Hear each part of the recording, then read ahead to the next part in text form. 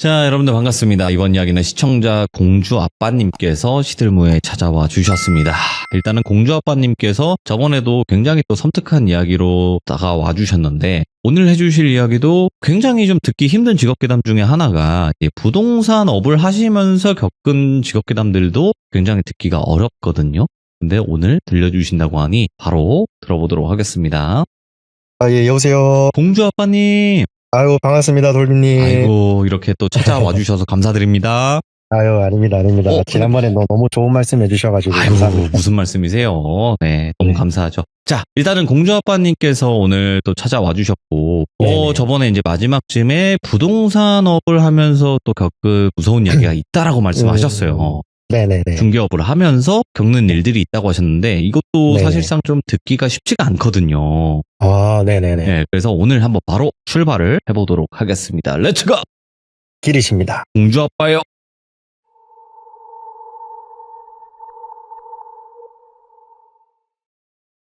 우선 지난번에 살짝 제가 말씀을 드렸는데, 제가 지금 하고 있는 직종이 부동산 중개업이고, 이 일을 한 지가 횟수로 한 6년, 7년 정도가 되었습니다.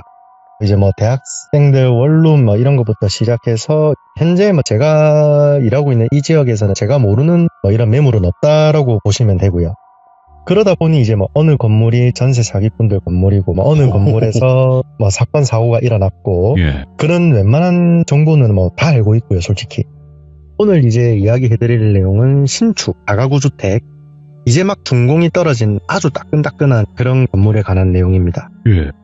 제 업무 패턴은 하루 종일 저랑 제 선배 둘이서 매물을 따라다니거나 전화를 돌리거나, 아니면은 우리가 흔히 알고 있는 직방, 다방 이런 플랫폼에다가 광고를 올리고 손님들 만나서 이제 안내하고 계약을 하는 게 저희의 주 업무고요. 같이 일하는 선배는 부동산 횟수로 한 3, 4년 그냥 완전 베테랑이라고 보면 되고요. 그러니 이제 이 선배가 저한테 야, 저기 돌비동에 새로 생긴 신축 건물 알고 있냐? 거기 집 좋아 보이던데, 이런 이야기를 하는 거예요. 그래서 저도 알고 있다 당연히. 근데 이제 저 같은 경우에는 그 건물 주인 번호를 몰라가지고 임대를 못하고 있었습니다. 근데 그 선배가 자기랑 엄청 친한 주인이라면서 막 자랑을 하더라고요. 그래서 저한테 그 주인 번호 줄 테니까 같이 집이나 한번 보러 가자, 그렇게 이야기를 하고요. 그래서 이제 저하고는, 이 주인하고는 인연이 없는 사람이었는데, 같이 일하는 제 선배하고는 한 10년 전부터 이제 인연이 있었다 하더라고요. 건설업을 하시는 분이었는데, 보통 저희 같은 사람들은 직종을 비하하는 게 아니라 이 건설업에 종사하시는 분들이 건물주면은 조금 꺼려하는 게 있었거든요. 왜 그러냐면은 이분들은 부동산을 워낙 잘 알다 보니까 건물을 빨리 팔아먹으려고 건물에 대출을 많이 받아놔요. 그러다 보면은 이제 경기가 어려워지고 하면은 회사가 부도가 날 수도 있고, 건물이 또 경매에 넘어가고 그러면 세입자들이 그 피해를 고스란히 떠안고, 그런 악순환들이 많거든요. 네. 그래서 저는 개인적으로는 좀 그런 업자분들을 조금 꺼려하긴 하는데, 이분 같은 경우에는 건물에 융자가 하나도 없고 올리 현금으로 건물을 짓고 본인 명의나 가족들 명의로 이렇게 돌리는, 그냥 우리가 아는 간물주, 그런 분이었거든요. 진짜 찐 간물주네. 그렇죠. 찐 부자죠, 이 사람은. 그래서 저는 이 정도 매물이면 전세든 뭐든 해도 상관없겠다 싶어서 이제 같이 차를 타고 돌비동에 위치한 그 집을 보러 갔죠. 야, 집을 다시 한번 보는데 진짜 멋지더라고요. 4층짜리 건물인데 1층은 필로티 주차장을 딱 빼놓고, 실내는 전부 대리석에 승강기도 있고, 원룸은 없고 제일 작은 평수가 12평 정도 나오는 미니 투룸, 그러니까 거실 하나에 방 하나 있는 구조. 그게 4개가 있고, 방 2개에 거실 하나인 투룸 구조가 4개가 있고, 나머지 1개는 주인 세대 3룸으로 이렇게 총 9개 호실이 있었습니다. 당시 그 집을 보면서, 그때는 제가 결혼 전이었고 혼자 미니 투룸 살던 시절인데, 제가 살고 싶을 정도로 너무 잘 돼 있더라고요. 옵션으로 비스포크 냉장고에, 천장에는 시스템 에어컨 방마다 다 설치돼 있고, 무튼 이제 1층에 주차를 하니까 그 건물주 어르신이 이제 청소를 하시면서 저희를 기다리고 계시더라고요. 그래서 깍듯하게 인사드리고 명함 주고받고 같이 담배 한 개 피우면서 이런저런 얘기를 나눴고, 주인분이 이제 자기는 비켜줄 테니까 천천히 방을 보고 가라 하더라고요. 비밀번호는 04개로 해놨으니까 천천히 보고 가라 하고 이제 본인은 나왔고요. 그래서 저랑 제 선배는 들어가서 한번 봐야겠다 싶어서 1층으로 들어갔죠. 1층이 필로티라서 1층에는 호실이 없고 2층으로 올라가는 계단이랑 승강기 이렇게 있는 구조인데, 1층에서 승강기 호출을 눌렸는데 제 뒤에 있는 그 계단에 누군가 있는 것 같더라고요. 네. 그래서 별 생각 없이 뒤를 휙 쳐다봤는데 어떤 아주머니가 갓난아기를 끌어안고 2층으로 싹 올라가더라고요. 눈이 마주치거나 그런 건 아니었고 그냥 그분은 아기를 안고 올라가고 있고 저는 그 올라가는 옆모습을 한 1초도 안 돼서 그냥 짧게 본 게 다였습니다. 그래서 저는 이제 제 선배한테 이 집에 준공도 아직 안 떨어졌는데 세입자가 있냐 물어보니까 그 선배는 무슨 소리냐, 세입자가 어딨냐, 주인은 저기 돌비 이동 아파트 살고 있고 여기 주인 세대까지 다 비어져 있다라고 하는 겁니다. 그래서 저는 아니다, 방금 어떤 아줌마가 아기 안고 올라가는 걸 내가 봤다. 그러니까 이제 막 선배가 헛소리 하지 마라, 빨리 방이나 보고 가자, 나 그런 거 안 무서워한다, 이런 이야기를 하더라고요. 그렇게 이제 방을 다 보고 선배랑 저랑 작전을 짰죠. 총 9개 호실이었고 주인이 방당 수수료를 60만원씩 주기로 했거든요. 그래서 저희가 다 빼면은 한 540만원 정도는 확보가 되고 또 들어오는 임차인들한테도 수수료를 받으니까 이거는 이제 다른 부동산에 뺏기면 안 되겠다 싶었죠. 그래서 이제 주인한테 저희가 막 신신당부를 하고 한 달 안에 모든 호실을 다 뺄 테니까 예. 월세로 다 뺄 테니까 좀 기다려달라고 말씀을 드렸고 주인이 오케이를 해줬고요. 그렇게 막 안내를 하기 시작했는데 이상하게 이렇게 좋은 집이 저하고는 이게 4대가 안 맞는다 해야 되나? 제가 데리고 오는 손님들마다 캔슬이 다 되더라고요.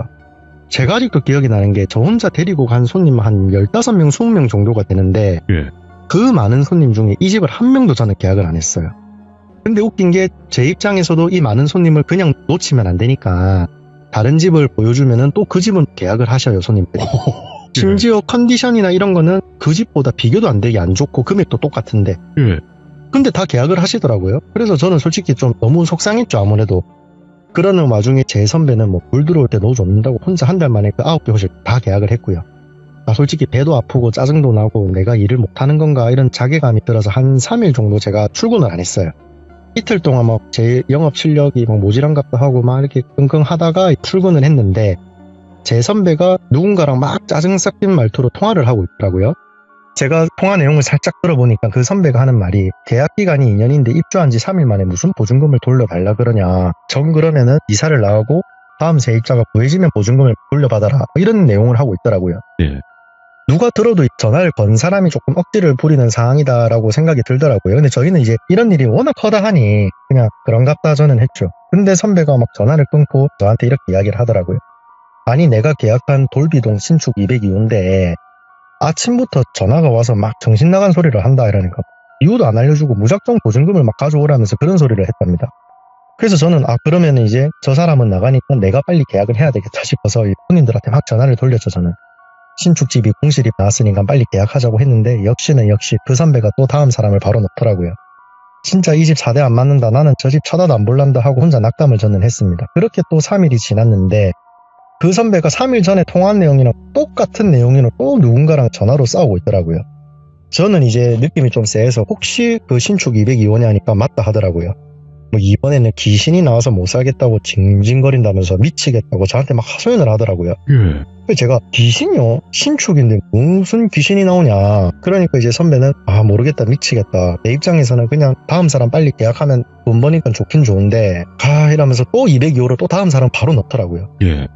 아니다 다를까 이번에는 하루가 줄었습니다. 이사한 지 이틀 만에 그 귀신 때문에 못 살겠다고 나간다 하더라고요. 이때는 저랑 제 선배 둘 다 진짜 멘붕이 왔었어요. 예. 그렇게 저희는 이걸 이제 주인한테 말을 해야 되나 말아야 되나 하는 와중에 이제 그 선배가 저한테 야 네가 이런 거 좀 잘 알지 않냐, 네가 가서 한번 뭐가 있는지 한번 살짝 가서 봐라 하더라고요. 그래서 제가 아니 형님, 내가 무슨 신내림을 받거나 그런 사람도 아니고 내가 뭐 대단하다고 귀신을 보고 퇴치를 하냐, 나 바퀴벌레 한 마리도 제대로 퇴치 못한다. 그러니까 막 선배는 계속 저보고 가봐라 하더라고요. 일단 솔직히 저도 궁금은 했습니다. 도대체 뭐 어느 정도길래 사람이 3명이 이렇게까지 막 나간다 하지 해서 내가 퇴근을 하고 간다 하고 저는 집으로 돌아갔죠. 퇴근을 하고 집에서 씻고 트레이닝복으로 한복을 하고 뭐 드라이브 한다 생각하고 그 집으로 딱 도착을 했는데 이게 낮에 제가 봤던 그 집이랑 완전 다른 집인 거예요. 그냥 분위기도 그렇고 어느 정도로 다른 집이다라고 생각이는 제가 집원을 한 3번을 확인했어요. 그 도로명 주소를. 이 집이 맞는가 안 맞는가. 근데 외관은 분명히 똑같은데 이게 느낌이 낮에 본 그 집이 아닌 것 같은 느낌이 너무 강하게 들더라고요. 저는 너무 느낌도 안 좋고 불안해서 혼자 주차장에서 막 담배를 태우다가 들어는 가봐야 되겠다 싶어서 그냥 승강기를 안 타고 1층부터 4층까지 운동한다 생각하고 계단을 몇 번 이렇게 왕복을 해보려고 했죠. 네. 이렇게 자동문을 딱 여는데 이게 느낌이 머리에 딱 정전기가 일어나면서 본능적으로 여기는 절대 들어가면 안 된다, 여기는 뭔가 위험한 게 있는 것 같다라는 생각이 딱 머릿속에 드는데 어쨌든 여기까지 올라왔으니 또 올라가 봐야 되는 거잖아요. 그래서 만약에 혹시라도 뭔가 나오면 그냥 막 욕하고 해야 되겠다. 어차피 여자라 하니까, 여자 귀신인 것 같으니까 뭐라 해야 되겠다 했는데, 역시 뭐 안 나오더라고요. 내가 지금 달밤에 체조하는 것도 아니고 이게 뭐지 하면서 오르고 내리고를 한 3-4번 반복을 하다가 이제 마지막으로 3층에서 2층으로 딱 내려가는 그 사이에 그 202호 호실 앞에 어떤 아줌마가 애기를 쏙 하고 호실 안에 들어가는 거예요. 문은 딱 닫혀 있었고요. 그러니까 관통을 해서 딱 들어가더라고요. 처음 봤어요. 저는 그렇게 무언가를 이렇게 선명하게 본 적이 진짜 처음인데, 옷도 제가 다 기억을 하거든요. 핑크색 등산복에 검정색 긴 바지, 그리고 아주머니들 파마 뽀글머리 있잖아요. 그 뽀글머리를 하시고 애기는 등 뒤에 보자기에 이렇게 싸져 있고, 그거를 딱 보는데 와, 이 식은땀이 막 줄줄줄 나더라고요. 예전에 제가 무당집에 간 적이 있는데 그분이 했던 말이 저한테 딱 그 말을 하더라고요. 완전한 사람 형태를 한 뭔가를 보게 되면은 상종도 하지 말고 피해라고. 그게 뭐 한인 엄청 강하게 뭐 깃들어 있다 했나? 그런 이야기를 해서 그런 생각도 하니까 이게 더 위험해 보이고 무섭더라고요, 저는.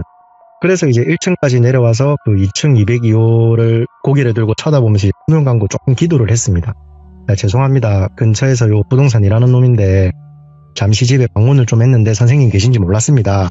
혹시라도 자녀분이랑 쉬시는데 방해됐다면 진짜 죄송합니다. 사과드리겠습니다 하고 혼자 눈을 감고 한 2-3번 말했나? 중얼중얼 거리다가 제가 눈을 살짝 떴는데 그 2층 202호의 창문에 어떤 여자가 저를 보더니 싹 하고 사라지는 거예요.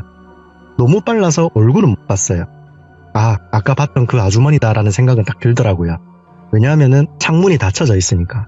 사람이 보고 들어간 거면은 창문도 다시 같이 닫혀야 되는데 그 짧은 시간에 얼굴만 사라지니까.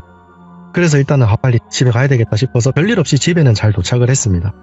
그렇게 한 이틀 뒤에 또 202호 다음 세입자가 못 살겠다고 이번에는 사무실에 찾아왔더라고요. 네. 저희 선배랑 막 실랑이를 하고 있고, 근데 이 사람 몰골을 제가 보는데 이 산 사람이 아니라 그냥 완전 산 송장인 거예요. 제가 이 남자분이 계약하실 때 그 사무실에서 봤었는데 평범한 20대 사회초년생의 모습이었거든요, 직장인들. 근데 지금은 다크서클이 완전히 막 광대 근처까지 내려와가지고 사람도 거무틱틱하고 이게 툭 치면 쓰러질 것 같이 보이더라고요. 그래서 그 사람한테 제가 이제 손님 이러지 마시고 혹시 담배 태우시면 저랑 같이 한 개 태우면서 이야기를 하자. 저 사람한테는 이야기해봤자 대화가 안 되니까 그냥 저하고 이야기하자 하니까 저희 사무실 앞에 있는 공원에 가서 이야기를 하는데 막 엉엉 울더라고요. 너무 무섭다고. 그래서 괜찮다, 울고 싶으면 울어라, 뭐가 그렇게 무섭냐 하니까 이 사람이 이제 본인이 겪은 이야기를 저한테 딱 해주더라고요. 이제 여기서부터는 이 손님의 시점에서 제가 이야기를 해드릴게요. 자기가 대학을 졸업하고 첫 직장의 첫 자취여서 자기는 막 너무 설레이긴 하는데 부동산에 사기가 워낙 많다 보니까 방을 한 10개 넘게 이렇게 막 봤대요. 저희 선배가 보여준 방이 뭐 동급 매물들 중에는 완전 신축에다가 금액도 한 5만원 쌓고, 그러다 보니 이건 완전 꿀이다 싶어서 자기는 이제 계약을 하고 다음날 바로 이사를 들어왔대요. 이사를 들어와서 짐을 딱 푸는데 그때부터 느낌이 좀 이상했답니다. 분명 집에는 자기 혼자 있는데 다른 누군가가 있는 것 같은 그런 느낌이 딱 들었다 하더라고요. 그렇게 짐을 다 푸니 첫날에 오후 한 3시 정도가 되었다 하고요. 거실 바닥에 앉아서 TV도 보고 와, 첫 자취에 이런 집이라니 막 너무 좋다면서 자기 만족을 하고 있는데, 거실 천장 조명이 거기가 간접 조명을 다 넣어놨는데 간접 조명이 막 이렇게 깜빡깜빡 노란색 LED 등이 깜빡깜빡거렸대요. 그래서 자기는 이제 이 새 집인데 왜 이렇지 하고 그거를 동영상으로 찍고 주인한테 이제 문자를 보내드리려고 주인한테 딱 보내려고 하는 그 순간 안방 쪽에 뭔가 휙 하고 들어가는 거예요. 그래서 이제 이분이 살던 집 구조가 거실 하나에 방 하나, 뭐 베란다, 주방 이렇게 있는 그런 구조인데 안방에 뭔가가 싹 들어가니까 사람이 좀 당황을 하잖아요. 이게 포컷인가? 아니면 도둑인가? 막 이런 생각도 들어서 뭐 우선 안방으로 들어가 봤답니다. 조심스럽게. 안방 문이 닫혀 있었는데 문을 열고 들어가니 뭐 당연히 아무것도 없죠. 그래서 이제 본인이 내가 너무 피곤했는가 보다 하고 뒤를 딱 돌았는데 자기 얼굴 바로 앞에 어떤 아줌마가 서서 본인을 정말 무섭게 노려보고 있었다 하더라고요. 본인 코랑 그 아줌마 코 사이 거리가 한 뼘도 안 될 정도 딱 붙어가지고 얼굴 바로 앞에 서 있었던 거죠. 그걸 보면은 뭐 어떻게 할 수 있는 게 없잖아요. 기절을 했대, 자기는. 자기가 거실 TV 앞에서 눈을 떴다 하더라고요. 그래서 이제 꿈인가 보다 하고 너무 무서워가지고 찬물로 막 세수를 하고 이게 뭐지 하면서 짐도 마저 풀어야 되니까 짐도 마저 풀고 막 1층에서 담배도 태우고 밥도 먹고 하니까 시간이 한 10시 정도 됐다 하더라고요. 밤 10시. 그렇게 이제 또 아까 악몽 꿨던 그런 것도 금세 다 잊고 배도 부르고 짐도 다 했으니 자야 되겠다 싶어서 그날이 이사 첫날이다 보니 뭐 소파도 없고 침대도 없어서 그냥 이불만 안방에 깔고 잠을 잤대요. 잠을 자는데 잠든 지 얼마가 안 됐는데 뭐 어디서 애기가 우는 소리, 정말 갓난아기 신생아들 우는 소리 있지 않습니까? 응애 소리 지르는 거. 그 소리가 귀가 아플 정도로 들리는 거래요. 그래서 이제 이분은 고양이들이 밖에 있나. 고양이들 우리 새벽에 소리 들으면 가끔 아기 우는 소리랑 좀 비슷하지 않습니까? 그래서 이제 고양이 소리인갑다 했는데 자세히 들으니까 본인 집 거실에서 나오고 있는 거예요. 확실했답니다. 그게 너무 무섭고 혹시 몰라서 자다가 일어나서 안방문을 이렇게 손으로 눌리면 잠기는 거 있지 않습니까? 그 뾰족한 거 튀어나와 있는 거. 그걸로 안방문을 잠그고 제발 별일 아니어야 된다면서 혼자 이불을 뒤집어 쓰고 이렇게 눈을 감고 있었대요. 그렇게 한 5분 정도 애기 울음소리가 거실에서 들리다가 어느 순간 소리가 안 나서 안방문을 쳐다보는데 안방문이 천천히 열리고 있는 거래요. 문이 왈칵 열리는 건 아니고 정말 천천히. 그거를 보는데 자기는 그 자리에서 딱 가위가 눌렸다 하고요. 안방문이 팔짝 열리고 나니까 정말 아무것도 안 보이고 그냥 칠흑 같은 어둠만 있고 다행히 거기서 뭔가 튀어나오진 않았는데 가슴이 너무 답답하다라는 거예요, 이 사람이. 그래서 뭐 배도 답답하고 가슴도 답답해서 눈을 천천히 배 쪽으로 눈알을 굴려보니까 어떤 아주머니가 자기 배 위에 서가지고 자기를 이렇게 위에서 밑으로 내려 쳐다보고 있는 거래요. 그래도 너무 무서웠는데 이 사람이 완전 잡아먹을 듯이 쳐다보더니 갑자기 하는 말이 내 집에서 나가라고 이씨 땡땡놈아 하는 소리를 지르는 거래요. 그 소리를 듣고 본인도 막 비명을 지르면서 잠이 딱 깼는데 다행히 안방문은 닫혀져 있고 시간은 한 새벽 3, 4시 정도가 되었대요. 그렇게 뜬 눈으로 밤을 쫄딱 새고 다음날 밤에도 똑같은 가히 현상을 느꼈고요. 안방문이 천천히 열린다던가 아주머니가 나가라고 소리를 지르고 그렇게 딱 지옥 같은 이틀을 지내고 저희를 찾아왔대요. 이 집은 아닌 것 같다고. 그래서 제가 그분한테 한번 살짝 물어봤어요. 사장님 혹시 그 아줌마 인상착이 기억나냐? 뭐 옷이라든지 뭐 이런 게 기억이 나냐 하니까 거짓말처럼 핑크색 등산복 이야기를 하더라고요. 핑크색 등산복을 입고 있고 뽀글머리에 아기를 등에 들쳐업고 있었대. 아기의 모습은 기억이 안 난다 하더라고요. 제가 봤던 그분하고 똑같은 거예요. 근데 여기서 제가 그분한테 뭐 나도 그런 걸 봤더니 어쩌니 이런 말 하면 괜히 더 불안해지기만 하니까 우선 알았다 하고 제가 주인하고 통화를 좀 해보겠다. 왜냐면은 세입자인 본인이 통화를 하면은 또 주인 입장에서는 보증금을 빨리 받으려고 막 거짓말을 한다라고 생각을 할 수 있으니까 제가 주인한테 잘 구슬려가지고 이야기를 할 테니까 당분간은 어디 뭐 모텔이든 여관이든 그런 데서 좀 출퇴근을 하셔라 하고 그분을 돌려보냈어요. 제가 생각을 좀 정리하던 와중에 이 전에 이제 3분이 더 살았는데 그 3일씩 살았던 분들 그분들이 생각이 나서 제가 막 계약서를 보고 그분들한테 전화를 다 했어요. 제일 처음에 살았던 분이 30대 여성분, 두 번째가 20대 여성분, 세 번째가 아마 30대 남성분이었던 걸로 알고 있거든요. 하나같이 똑같아요.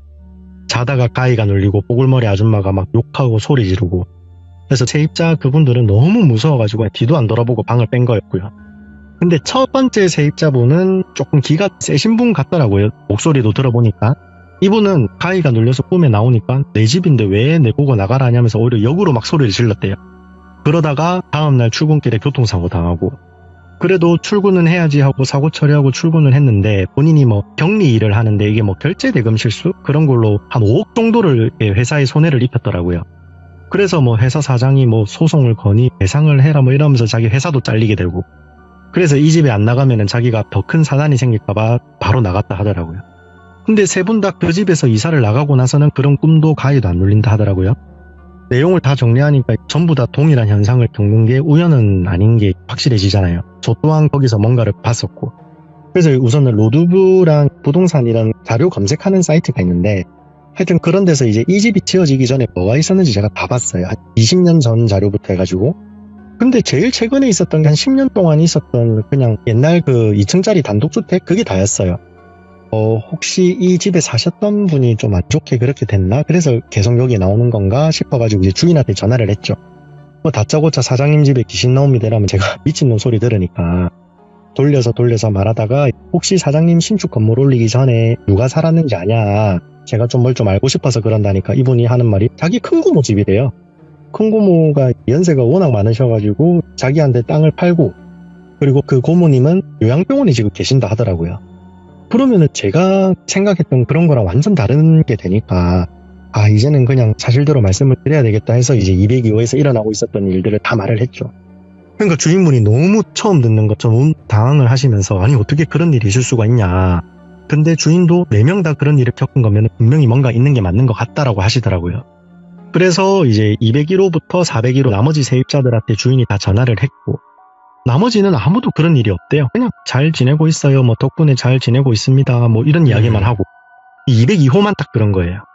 그래서 이제 저희 부동산이랑 건물주 그 사장님이랑 한동안 202호를 좀 비워놨고, 그 주인분은 용하다는 뭐 무당분들 그런 분들을 막 수소문하러 돌아다니신 걸로 제가 알고 있거든요. 그래서 하루는 제가 그 일이 있고 나서 한 몇 달 안 됐는데 차 타고 이제 그 집 앞을 지나는데 202호 불이 딱 켜져 있더라고요. 그래서 제가 이제 잘 해결이 되었나 싶어가지고 사장님한테 전화를 해봤죠. 사장님 뭐 생각나서 전화했습니다. 202호는 잘 해결하셨어요? 하니까 이 사람이 저한테 이제 엄청 퉁명스럽게 네가 그거를 왜 궁금해하지? 약간 이런 식으로 아니요 해결 안 됐고 해결 못 하는데요 이렇게 말을 하는 거예요. 저는 너무 당황해서 그러시냐고, 그러면은 세입자는 어떻게 되는 거냐 하니까 이미 다른 부동산에서 또 다음 세입자를 넣었답니다.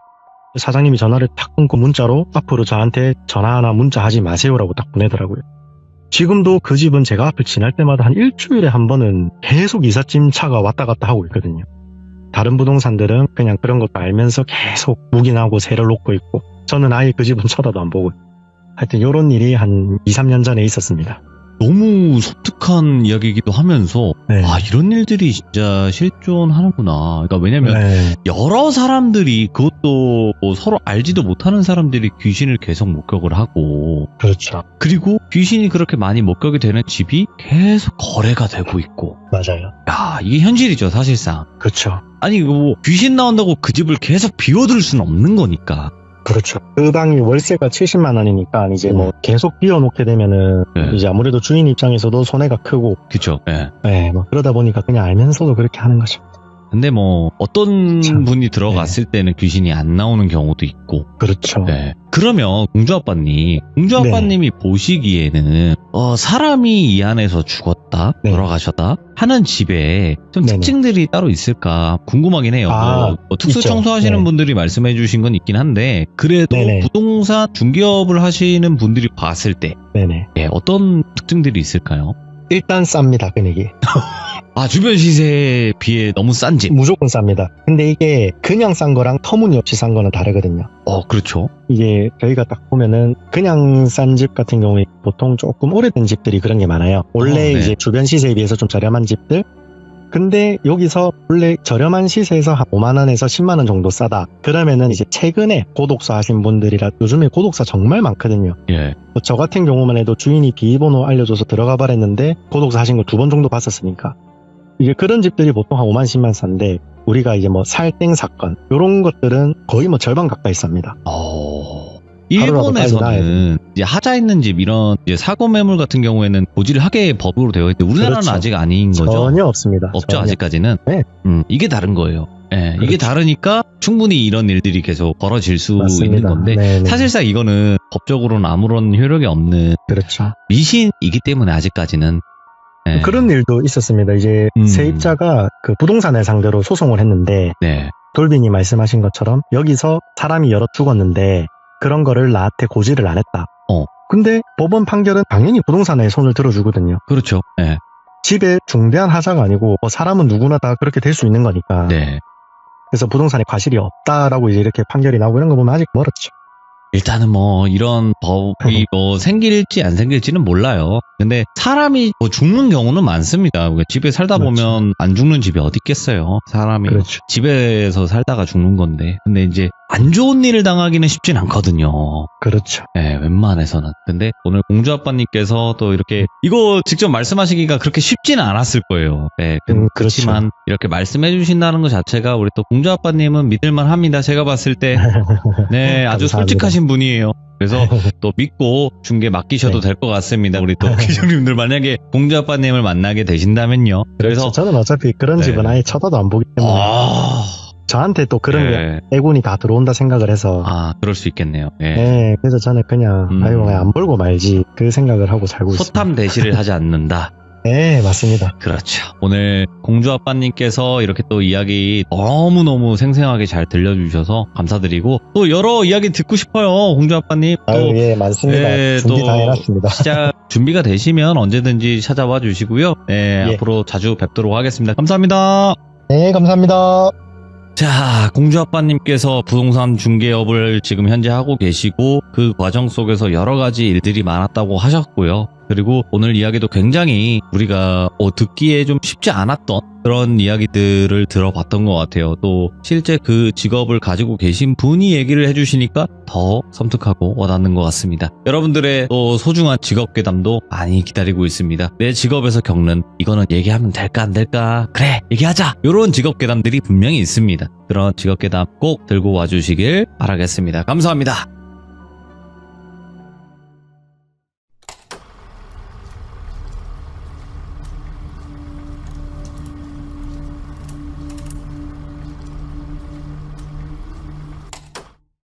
자, 이번 이야기는 시청자 공주아빠님께서 찾아오셨습니다. 공주아빠님이 오늘 해주실 이야기 바로 만나보도록 하겠습니다. 네, 여보세요. 공주아빠님. 아이고, 안녕하십니까, 돌리님. 아이고, 감사합니다. 아닙니다. 제가 더 감사드리죠. 네, 오늘 또 이렇게 찾아와 주셔서 너무너무 감사드리고, 자, 오늘 공주아빠님께서 해주실 이야기가 저번에는 이제 또 부동산 괴담도 한번 이야기해 주셨고, 네네. 네, 그리고 또 처음 참여할 때 현실공포도 이야기 들려주셨고, 네네. 네, 근데 오늘 해주실 이야기는 어떤 이야기가 될까요? 오늘 이제 막 그렇게 귀신이 나온다는 그런 이야기는 아닌데, 우리 흔히 저승사자라고 하죠. 사자들. 저승사자의 존재를 믿게 된 저희 가족의 이야기. 예. 오, 알겠습니다. 이야기입니다. 자, 그러면 바로 시작을 해보도록 하겠습니다. 렛츠가! 길이십니다. 공주 아빠예요.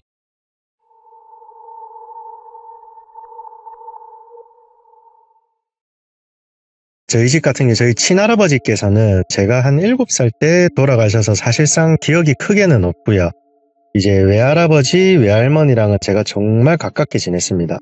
제가 처음 시들무 참여했을 때 말씀드렸는데 청소년 시절을 제가 방황을 조금 했었거든요. 그래서 이제 집에 가기 싫으면은 뭐 외갓댁에 그냥 할머니, 할아버지 집에 혼자 가서 며칠 자고 오고 그럴 정도로 두 분하고 저는 사이가 좀 각별했습니다. 이제 오늘 이야기의 주인공은 저희 외할아버지인데 저희 외할아버지에 대해 간략하게만 말씀을 드리면 살아생전에 가족이나 남한테 쓴소리를 단 한 번도 못 해보시고 늘 웃으시면서 하시는 말이 내 탓이오 늘 내가 부족해서 그렇다 이런 말씀을 좀 달고 사셨어요.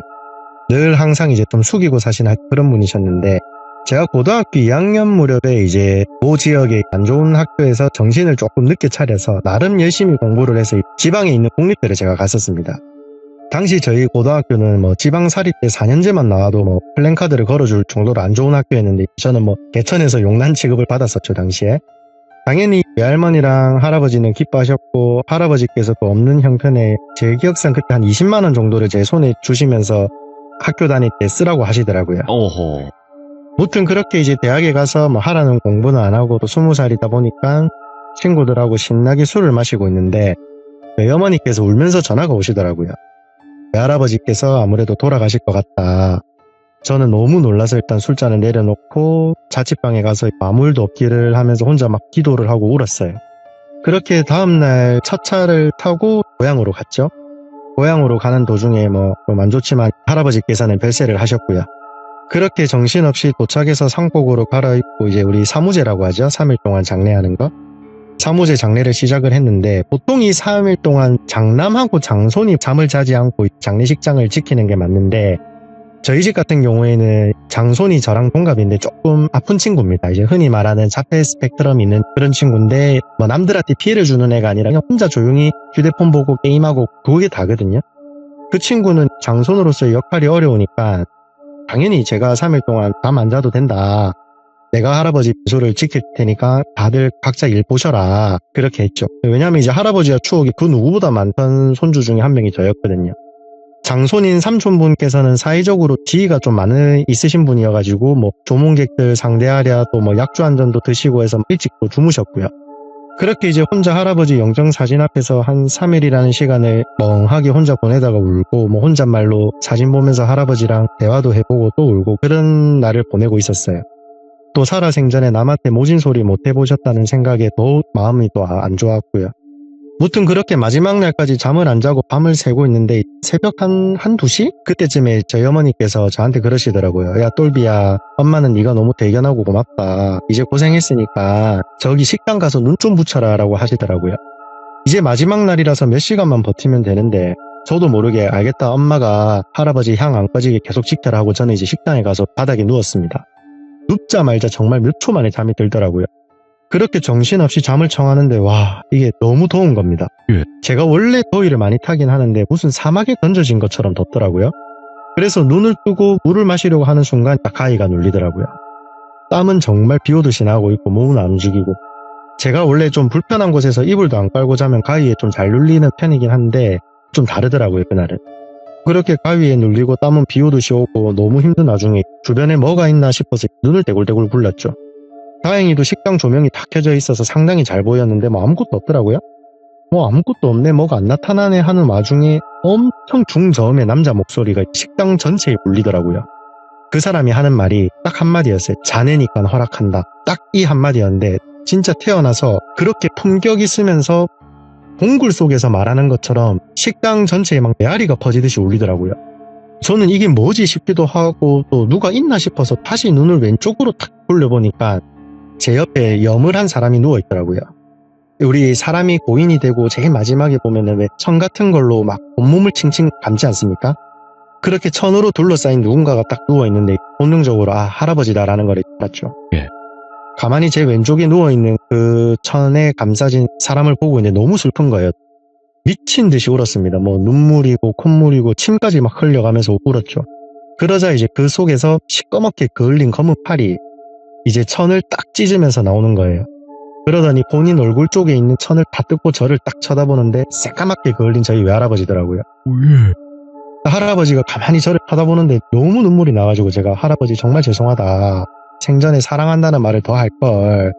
진짜 누구보다 할아버지 사랑한다면서 제가 막 울었어요. 그러자 그 새까맣게 그을린 할아버지가 싱긋 웃으면서 새카만 팔로 저를 막 쓰다듬어 주는 거예요. 볼도 그렇고 머리도 그렇고.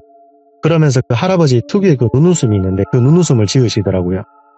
근데 그 손이 진짜 따뜻했거든요. 지금도 제가 그 느낌이 기억이 나는데 진짜 천국이 있으면 이런 따뜻함이 아닐까? 그 정도로 그 손이 따뜻했었어요. 예. 아무튼 그렇게 할아버지 하면서 막 울고 있는데 이제 저희 할머니께서 막 저를 깨우시더라고요. 우리 망아지 왜 이렇게 서럽게 우냐 얼른 일어나라 하시면서 깨우니까 제가 눈물 콧물 침까지 막 다 흘려가면서 자고 있더라고요. 그렇게 이제 세수를 하고 가족들에게 있었던 그 꿈 이야기를 했죠. 제가 이러이러한 꿈을 꿨다 하니까 저희 숙모께서 아버님이 똘비한테 너무 고마워서 인사하러 오셨다 그렇게 말을 하시더라고요. 저희 숙모께서는 대대로 무속인을 지내시는 그런 집안의 자녀분이시거든요. 그래서 이제 확실히 일반인들과는 뭔가 좀 다른 거를 느끼고 좀 아는 그런 분인데 신내림을 받거나 그러진 않으셨고요. 네. 그렇구나 하고 있는데 저희 아버지께서 식당에 들어오시더니 갑자기 귀신이 고칼 노릇이네 이렇게 말씀을 하시는 거예요. 그래서 가족들이 왜 그러냐고 물어봤죠. 그러니까 이제 여기서부터는 저희 아버지께서 겪으신 이야기입니다. 저는 식당 바닥에서 자고 있었고 아버지는 마지막 날이고 마감을 해야 되니까 그 주류랑 이런 거를 다 반납을 해야 돼서 잠그고 이제 카운트를 다 마친 상태셨대요. 그러는 와중에 왜 노숙자가 할아버지 빈소 앞에 서 있었다고 하시더라고요. 그래서 아버지께서는 그 노숙자를 가만히 쳐다보는데 이게 노숙자분이 맞긴 맞는데 너무 깔끔한 노숙자였답니다. 이게 우리가 깔끔하면 노숙자가 아니지 않냐라고 하는데 분명 노숙자는 맞습니다. 맞는데 무슨 노숙자가 저렇게 인물도 확실하고 깔끔해 보이지? 이런 생각을 하셨대요. 그러자 그 노숙자분이 고개를 돌려가지고 저희 아버지한테 고생이 많으십니다. 실례가 되지 않는다면 소주 한 병만 얻어 마셔야 되는데 마실 수 있겠습니까? 라고 하셨대요. 네. 그래서 이제 아버지 입장에서는 술은 얼마든지 드리고 싶어도 이미 이거 반납을 한 상태니까 여기서부터는 손을 대면 저희 물건이 아닌 거에 손을 대는 그런 상황이셨대요. 그래서 저희 아버지께서 노숙자분께 어르신 저희가 이미 정산을 다해서 술을 마음대로 꺼낼 수 있는 상황이 아닙니다. 괜찮으시다면 이걸로 따뜻한 국밥 한 그릇 드십시오. 술은 몸에 좋지 않으니까 조금만 드십시오 하면서 아버지가 5만원짜리 새지폐를 한 장 드렸대요. 네. 저희 아버지는 무조건 새지폐나 최대한 깨끗한 지폐만 좀 지갑에 놓고 다니는 그런 돈에 관한 결벽이 좀 있으시거든요. 그렇게 5만원짜리 새지폐를 딱 드리니까 그 노숙자분께서 반으로 접으시더니 주머니에 놓고 고맙습니다 라며 90도로 숙여 인사를 하셨대요. 근데 여기서 이상한 게 그 노숙자분이 그러고 할아버지 빈소를 잠시 쳐다보고 묵념을 하시더니 눈물을 왈칵 흘리시는 거래요. 진짜 찰나의 순간 한 몇 초 그 사이에 소리도 없이 눈물만 왈칵 흘리시더니 고생 많았네 가세라는 한마디를 하고 뒤를 돌아서 비상구 쪽으로 걸어가셨대요. 아버지께서는 뭐지 장인어른 지인이신가? 괜히 우리한테 말 걸기 부담스러우셨나 이런 생각을 하고 그 노숙자분한테 막 뛰어가셨대요. 어르신 잠시만요 어르신 하시면서 뛰어가니까 저희가 있던 장례식장이 2층이었는데 그분이 비상구 쪽으로 내려가셨거든요. 근데 그분이 없으셨어요. 그분은 엄청 천천히 걸어가셨고 아버지는 막 뛰어가셨는데 그새 사라져버렸고 이상하다 싶어서 이제 1층까지 내려가니까 1층 계단 바로 앞에 아버지가 드린 5만원짜리 새집회가 딱 계단 위에 얹어져 있더라고요. 반으로 접어가지고. 누가 봐도 이건 아버지 돈이었어요. 새집회였고 아까 그분이 반으로 접으셨으니까. 그렇게 아버지는 이제 그 돈을 주고 1층에 그 상주하고 있는 직원들한테 이렇게 생긴 어르신 내려오지 않았냐 하니까 아무도 그분을 못 봤다 하더라고요. 그래서 이제 저희 아버지께서 올라오셔서 이런 일이 있었다라고 하니까 숙모께서 이제 하시는 말이 아버님이 보내신 분이고 고인을 모시는 사자분인 것 같다. 아마 아버님께서 이제 생전에 남한테 피해 한 번도 안 주고 덕도 많이 쌓고 해서 저렇게 사자를 통해서 가족들한테 인사를 하러 온 것 같다. 돌비 꿈도 그렇고 그렇게 말씀을 하시더라고요. 근데 이제 저희 아버지는 콧방귀를 끼셨죠. 왜냐하면 저희 아버지는 아무것도 안 믿는 무교신자시거든요. 근데 또 제사는 지내는 좀 약간 그런 모순이 좀 있긴 있는데 아무튼 그렇게 외할아버지의 장례식장이 마무리가 되었어요. 장례식이 끝나고 이제 저희 가족들은 집으로 돌아왔고 그동안 못 잔 잠을 좀 잤고요. 잠을 충분히 자고 나니까 저희 어머니가 어떤 이야기를 하나 해주시더라고요. 이제 여기서부터는 또 저희 어머니가 겪은 이야기입니다. 할아버지가 돌아가신 당일날 집에 있는데 이 숙모한테 전화가 오셨대요. 아버님이 오늘은 못 넘기실 것 같으니까 지금 급하게 어머님 모시고 병원으로 가고 있다. 아가씨도 얼른 준비해서 넘어와라. 저희 어머니는 그 길로 병원으로 가셨대요. 저희 어머니는 숙모의 이런 예지력은 무조건 맹신하시거든요. 한 번도 뭐 허튼 말이나 가벼운 말을 한 적이 없다 보니까 더더욱 믿으셨고요. 당시 이제 할아버지는 삼촌 친구분이 운영하는 그 요양병원에 계셨는데 도착을 하니까 병원장님이랑 그 간호사 선생님들이 할아버지 옆을 지키고 계셨대요. 거기 원장님께서 이제 아무래도 마음의 준비를 다들 하시고 하고 싶었던 이야기 있으면 편하게 하셔라. 우리는 잠시 뒤로 빠지겠다라고 이렇게 하고 편의를 봐주셨다고 하더라고요.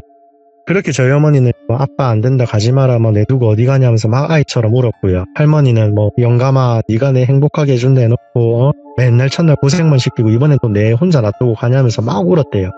그래서 할아버지가 특유의 세상 선한 웃음을 지으면서 저희 엄마한테는 우리 막내 공주 막내딸 아빠가 미안하다 사랑한다 하고 할머니한테는 뭐 할머 미안한다 사랑한다 하고 또 숙모한테는 며느라 고생이 많다 하면서 그렇게 가족들하고 작별 인사를 막 하고 계셨대요.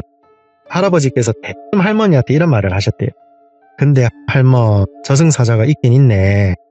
우리 형님이랑 형수님도 같이 오셨네. 이런 말씀을 하셨대요.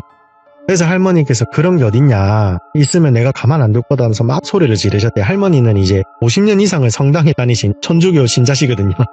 그러자 이제 할아버지께서는 입원실 내에 있는 화장실 옆에 어떤 허공을 바라보면서 형님 오랜만입니다. 뭐 형수님도 오셨네요. 이러면서 아 사자님이십니까? 예 사자님 그러시죠 하시고 그 자리에서 돌아가셨어요. 그 이야기를 듣고 이제 장례식 일도 그렇고 진짜 이런 저승사자분들이 계시는구나 라는 생각을 하고 있는데 할아버지께서 돌아가시기 한 6년 전에 할머니한테 저승사자 두 분이 오셨다는 또 이야기를 해주시더라고요. 어머니가 약 6년 전에 저희 할아버지 담당 의사 선생님께서 길면 3달이라는 시한부 판정을 받으셨대요. 예. 대장을 포함해서 대부분의 중요 장기가 재기능을 하지 못하시는 그런 상태였거든요. 소화가 안 되시다 보니까 드시는 족족 대변으로도 나오고 소변으로도 나오고 먹는 족족 그렇게 다 나올 정도로 상태가 많이 심각하셨거든요. 그렇게 이제 그날 의사한테 그런 이야기를 듣고 집에 돌아와서 할아버지랑 할머니랑 안방에서 잠을 청하시는데 할머니 꿈에 저승사자 2명이 나타나셨었대요. 예. 예전에 할머니 할아버지께서 젊은 시절 자식들 키웠던 그런 주택이 있는데 그 주택 마당 앞에서 웬 남성 2명이 온몸은 정말 그림자처럼 새까맣고 눈이 고양이 눈이었대요. 우리 검은 고양이들 보면은 노란 눈동자가 막 빛나잖아요. 세로로 된. 예. 그 눈동자를 가진 남자 2명이 그 야인시대에 나오는 중절모 쓰고 새까맣대요. 근데 이제 그 2명이 마당 앞에 서서 저희 할아버지 성함을 막 불렀대요. 김철수 이런 식으로. 그래서 저희 할머니께서 마당으로 나가서 그 2명한테 내가 김철수 마누라인데 댁들 니쇼 이렇게 말씀을 하셨대요. 그러자 그 2분이 자네랑은 상관없네.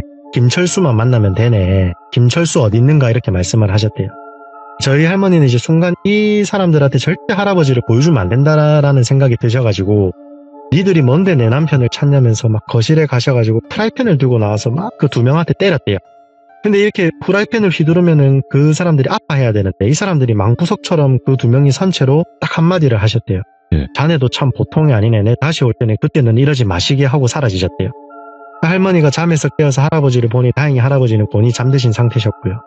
저희끼리 하는 이야기가 아마 할머니께서 그 2명을 쫓아내서 할아버지께서 6년이라는 시간을 더 사시지 않으셨나 그런 이야기를 하거든요. 이런 일을 좀 겪으면서 참 우리가 생전에 죄를 지으면 안 되겠다 예. 그런 생각도 들고 또 어느 종교를 막론하고 하나에 또 평생을 바치면 참 이 기가 할머니처럼 보통 기가 아니게 되는구나 이런 생각도 좀 많이 들더라고요.